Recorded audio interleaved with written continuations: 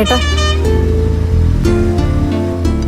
അവര് വന്നെന്ന് തോന്നുന്നു. ആ ഏട്ടൻ കൈ കഴുകിയിട്ടിരിക്കെ. അമ്പിളി, ചീരു, വാ കഴിക്കാം, അവര് വന്നു.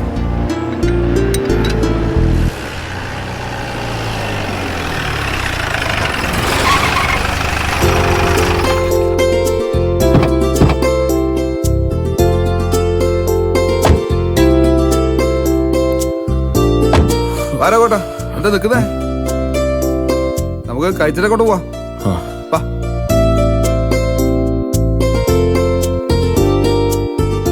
ഇരുന്നാ ഇങ്ങോട്ട്. നേരത്തെ കയറി ഇരുന്നു അല്ലേ? പിന്നല്ലാതെ. ആ മോളെ വന്നിരിക്കും. ഇത് എന്താണ്? ബിരിയാണിയാ? കൊള്ളാലാ? ഇരിക്കടി.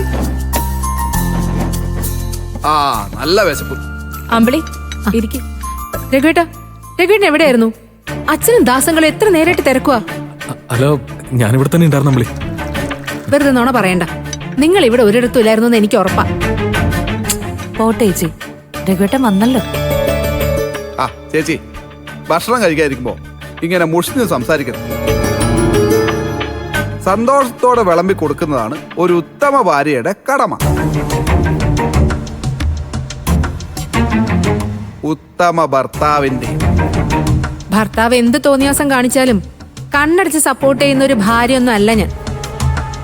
അങ്ങനെ ആവാനും എനിക്ക് പറ്റില്ല.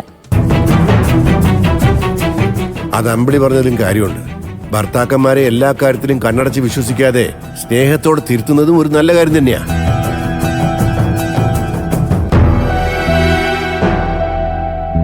രഘുവേട്ടന്റെ വായിലെന്താ? നാവില്ലേ? നിങ്ങൾ എവിടെയായിരുന്നു ചോദിച്ചത് കേട്ടില്ലേ മനുഷ്യ? എന്റെ അമ്പിളി, ഞാൻ എവിടെയെങ്കിലും ആയിരുന്നോട്ടെ, എന്തെങ്കിലും കുഴപ്പമുണ്ടോ? എനിക്ക് കുഴപ്പമുണ്ട്. ഞാനേ നിങ്ങളുടെ ഭാര്യ. മതി ചേച്ചി, ഇതേക്കുറിച്ചൊക്കെ നമുക്ക് പിന്നെ സംസാരിക്കാം. എടി, സഹിക്കുന്നതിനൊക്കെ ഒരു പരിധിയുണ്ട്. എത്രയെന്ന് വെച്ചാ എല്ലാം ക്ഷമിക്കുന്നത്? എനിക്കറിയാം, ഇങ്ങനെ ഏതെങ്കിലും ബാറിലായിരുന്നായിരിക്കും.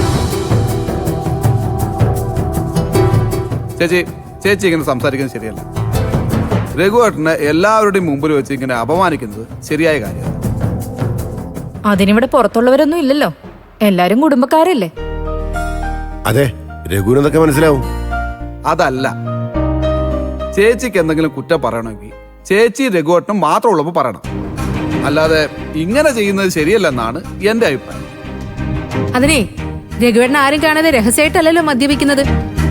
ആൾക്കാരുടെ മുമ്പിൽ വെച്ച് എന്നെ നാണം കെടുത്താമെങ്കിൽ ഞാൻ ഈ ചോദിക്കുന്നതിൽ ഒരു തെറ്റുമില്ല. എന്നാലും അത് ശരിയല്ല.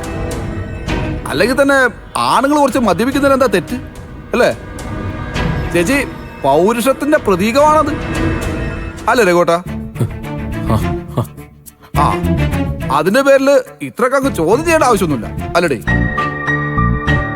അതെ, ഞാനും എന്റെ ഭർത്താവും സംസാരിക്കുന്നതിനിടയില് വിനയൻ എന്താ കാര്യം? ഞാൻ ദേഷ്യപ്പെട്ടെങ്കിലേ അതെന്റെ ഭർത്താവിന്റെ അടുത്താ. അതിൽ പുറത്തുള്ളവർ ഇടപെടേണ്ട കാര്യമൊന്നുമില്ല. എന്താ ചേച്ചി അങ്ങനെ ഒരു ടോക്ക്? ഞാൻ പുറത്തുള്ള ആളാണോ? ആ, ഇക്കാര്യത്തിൽ അതേന്ന് തന്നെ കൂട്ടിക്കോ. വിനയൻ എന്റെ അനിയനായിരുന്നെങ്കിലേ രഘുവേട്ടൻ ഇങ്ങനെ സപ്പോർട്ട് ചെയ്യുന്നതിന് പകരം പറഞ്ഞ് തിരുത്തണമായിരുന്നു.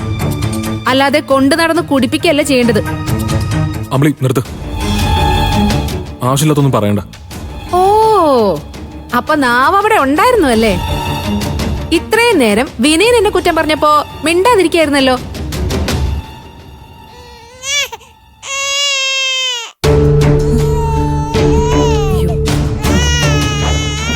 മോളെ വേണ്ട, ഞാൻ പോയി എടുക്കാം. വേണ്ട, ഞാൻ പോയി നോക്കാം.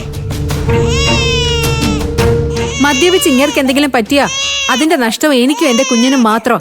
പുറമെക്കാരൻ മുഴുവൻ കാഴ്ച കണ്ട് രസിക്കേയുള്ളൂ. എന്നെ ഉദ്ദേശിച്ചാണോ ഈ പറയുന്നത്? ഞാൻ പൊതുവേ പറഞ്ഞതാ. അതെ ചേച്ചി, അങ്ങനത്തെ ഒരു വർത്താനം ചേച്ചി വീണ്ടും പറഞ്ഞുകൊണ്ടിരിക്കുന്നത്? ഞാൻ അങ്ങനെയാണോ? മതി മതി, നിർത്ത്. പറഞ്ഞു പറഞ്ഞു ഒരുപാട് കേറിപ്പോണ്ട. അതെ, ഇനി സംസാരമൊക്കെ പിന്നെ. ആദ്യം ഭക്ഷണം കഴിക്കാം എല്ലാവരും.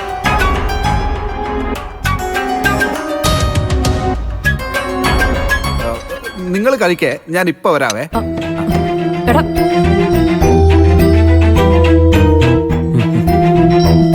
മോളെ, നീ അവിടെ ഇരുന്ന് കഴിക്കുക, സമാധാനമായിട്ട് ഇരിക്കെ. കഴിക്കൂ.